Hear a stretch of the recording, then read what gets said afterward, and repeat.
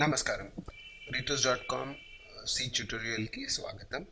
ముందు క్లాస్లో మనం వేరియబుల్ ఎలా డిక్లేర్ చేయాలి, దానికి ఎలా ఇనిషియలైజ్ చేయాలి అని నేర్చుకున్నాము. ఈ క్లాస్లో వేరియబుల్ వాల్యూ ఎలా చేంజ్ చేయాలి, దాని తర్వాత వేరియబుల్కి అసైన్మెంట్ అంటే ఏంటి, ఎక్స్ప్రెషన్ అంటే ఏంటి, ఎక్స్ప్రెషన్లో ప్రెసిడెన్స్ అంటే ఏంటి అనే దాని గురించి మనము నేర్చుకుందాము. ఇప్పుడు మనము ఒక చిన్న ప్రోగ్రామ్ రాద్దామా. ఈ ప్రోగ్రామ్ ముందు మనం చూసిందే. ఈ ప్రోగ్రామ్ ఎగ్జిక్యూట్ చేస్తే మనము బేసిక్గా స్కోర్ అనే వాల్యూ ప్రింట్ అవుతుంది. స్కోర్ ఇస్ 0 అని ప్రింట్ అయింది. ఇప్పుడు ఈ స్కోర్ అనే స్కోర్ అనేది వేరియబుల్ అన్నాను, అంటే స్కోర్ అనే దాని వాల్యూ చేంజ్ చేయొచ్చు అనమాట. స్కోర్ ఈజ్ ఈక్వల్ టు 5 అనేది దీన్నే అసైన్మెంట్ అంటారు.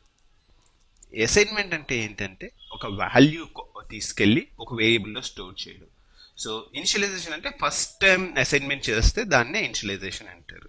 సో ఒక వేరియబుల్ డిక్లేర్ చేసేటప్పుడు దానికి ఒక వాల్యూ అసైన్ చేసామంటే దాన్నే ఇనిషియలైజేషన్. సో ఇక్కడ మనం చేసింది అసైన్మెంట్. ఇక్కడ మీరు చూసారంటే ఈ కర్సర్ మనం సెలెక్ట్ చేస్తుంది ఇనిషియలైజేషన్, ఇక్కడ మనం చేస్తుంది అసైన్మెంట్. ఎందుకంటే ఒక వేరియబుల్లో వాల్యూ మనం చేంజ్ చేస్తున్నాం. అసైన్మెంట్ అనేది ఎలా ఉంటుందంటే, అసైన్మెంట్ అనేది లెఫ్ట్ హ్యాండ్ సైడ్ వచ్చేసి ఒక వేరియబుల్ ఉంటుంది, లెఫ్ట్లో ఒక వేరియబుల్ ఉంటుంది. ఇక్కడ ఎగ్జాంపుల్ వచ్చేసి స్కోర్. సో లెఫ్ట్ సైడ్లో ఒక వేరియబుల్ ఉంది, అది రైట్ సైడ్లో కుడి పక్కన వాల్యూ ఉంటుంది అనమాట. So right hand side is 5. So right hand side ఉన్న వాల్యూ తీసుకెళ్ళి లెఫ్ట్ హ్యాండ్ సైడ్ ఉన్న వేరియబుల్ నేమ్లో స్టోర్ అవుతుంది. సో దీన్నే అసైన్మెంట్ అంటారు. ఇప్పుడు మనము ఈ అసైన్మెంట్ చేసిన తర్వాత స్కోర్ వాల్యూ ఎన్ని ఉందో ప్రింట్ చేయడానికి నేను ట్రై చేస్తాను.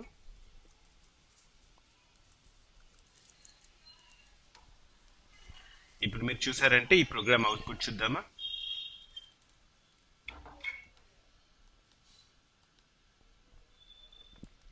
ఈ ప్రోగ్రామ్ చూసారంటే క్లియర్ స్క్రీన్, స్కోర్ ఇస్ ఇది స్కోర్ 5 అని అసైన్ చేసాము.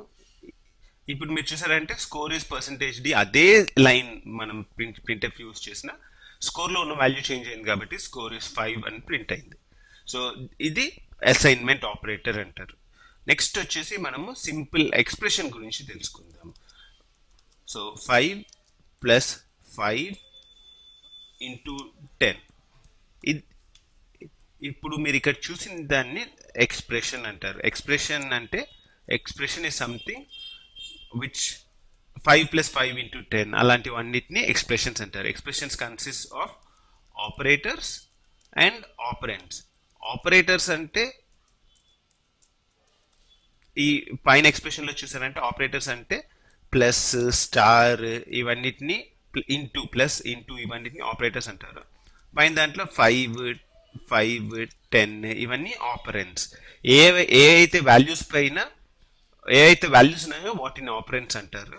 ఏవైతే ఆపరేటర్స్ ఆ వాల్యూస్ పైన యాక్ట్ చేస్తాయో వాటిని ఆపరేటర్స్ అంటారు.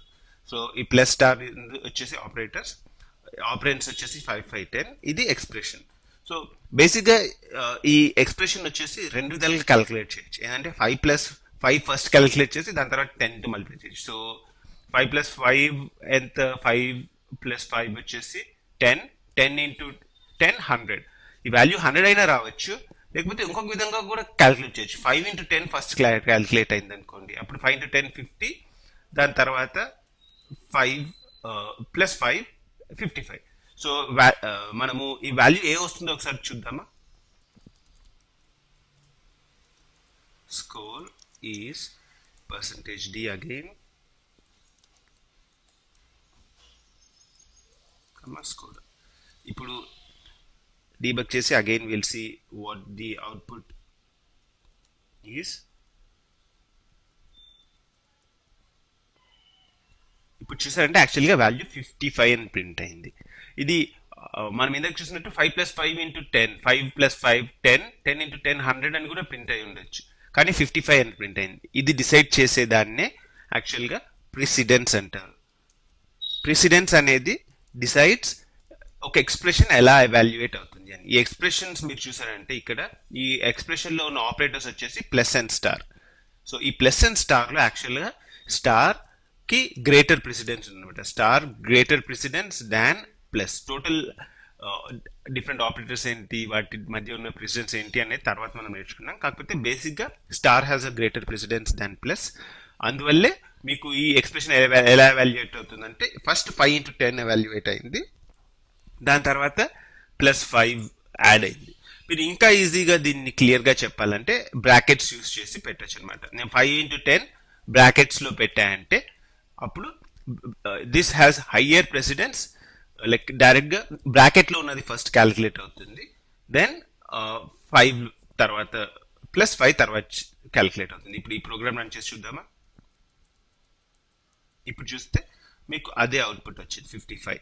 అది కాకుండా నాకు వేరే అవుట్పుట్ రావాలి అనుకుంటున్నాను అనుకోండి, నేను నాకు యాక్చువల్గా ఫస్ట్ 5 + 5 క్యాలిక్యులేట్ అవ్వాలి అనుకుంటే అప్పుడు 5 + 5 వచ్చేసి నేను బ్రాకెట్లో పెట్టాలన్నమాట. Bracket has highest precedence than anything, so బ్రాకెట్లో ఉన్నవి ఫస్ట్ క్యాలిక్యులేట్ అవుతాయి అనమాట. So 5 + 5 into 10. ఇప్పుడు నేను స్కోర్ని ప్రింట్ చేసి చూసానంటే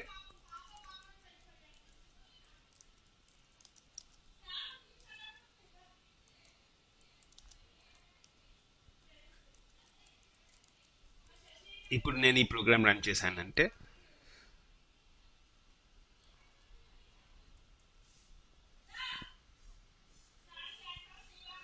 మీరు ఇక్కడ 5 + 5 ఫస్ట్ బ్రాకెట్లో పెట్టాము, దాని తర్వాత into 10 చేస్తున్నాము, దానివల్ల స్కోర్ వచ్చేసి 100 అని ప్రింట్ అయింది. చూసారా డిఫరెంట్ వేస్.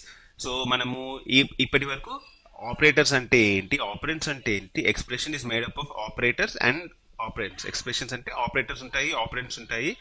ఇంకా ప్రెసిడెన్స్ అనేది ఏ ఆపరేటర్కి హై ప్రయారిటీ ఉంది, ఏ ఆపరేషన్ ఫస్ట్ ఎగ్జిక్యూట్ అవుతుంది దాన్నే ప్రయారిటీ అంటారు. సో ప్రెసిడెన్స్ అనేది ఏ ఆపరేటర్ ఫస్ట్ ఎగ్జిక్యూట్ అవుతుంది అనేది డిసైడ్ చేస్తుంది. సో ఇప్పుడు ఒక సింపుల్ సి ప్రోగ్రామ్ ఇంకొకటి చూద్దామా? ఇది ఒక సింపుల్ సి ప్రోగ్రామ్. ఇది డబుల్ వికెట్ క్రికెట్. మనము ముందు డబుల్ వికెట్ క్రికెట్ చూస్తుంటాం కదా, ఇద్దరు బ్యాట్స్మెన్ ఉంటారు, టోటల్ అంటే ఇద్దరు batsmen scores plus extras. So double wicket క్రికెట్లో ఓన్లీ 2 players ఉంటారు. టోటల్ ఎలా క్యాలిక్యులేట్ చేయాలి అనేది చూసారు కదా. సో ఈ ప్రోగ్రామ్ చూసారంటే బేసిక్గా నేను ఒక 4 వేరియబుల్స్ డిక్లేర్ చేశాను, దాని తర్వాత ఫస్ట్ క్లియర్ స్క్రీన్ కాల్ అయింది, total = with some.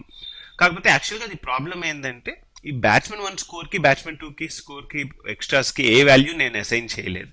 So total calculate అయినా ఏదో గార్బేజ్ వాల్యూస్తో క్యాలిక్యులేట్ అయ్యి ఏదో ఒక 8246 అని వాల్యూ ప్రింట్ అయింది. కాకపోతే దీనికి నేను వాల్యూ అసైన్ చేయలేదు కాబట్టి అదేదో గార్బేజ్ వాల్యూ ప్రింట్ అయింది. ఇప్పుడు మనము initialization, so batsmen 1 score 10, batsmen 2 score 20, extras వచ్చేసి 5. సో ఇప్పుడు మనము ఈ ప్రోగ్రామ్ రన్ చేసామంటే మీరు చూసారంటే రన్ టోటల్ వచ్చేసి 10 + 20 + 5 35. సో ఈ టోటల్ ఏదైతే ఉందో ఇదంతా కలిపి దీన్నే ఎక్స్ప్రెషన్ అంటాము. సో ఈ ఎక్స్ప్రెషన్ %d టోటల్ ప్రింట్ చేసాం కాబట్టి printf వాల్యూ ప్రింట్స్ 35. సో బేసిక్గా ఈ ప్రోగ్రామ్ మీరు చూసారంటే ఒక 3 వేరియబుల్స్ తీసుకొని వాటి వాల్యూ సమ్ చేసి మనము వాటిని అవుట్పుట్లో ప్రింట్ చేస్తున్నాం.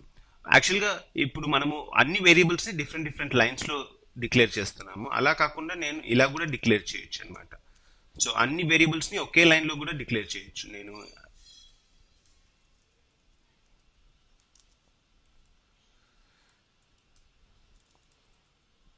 ఇలా కూడా డిక్లేర్ చేయొచ్చు.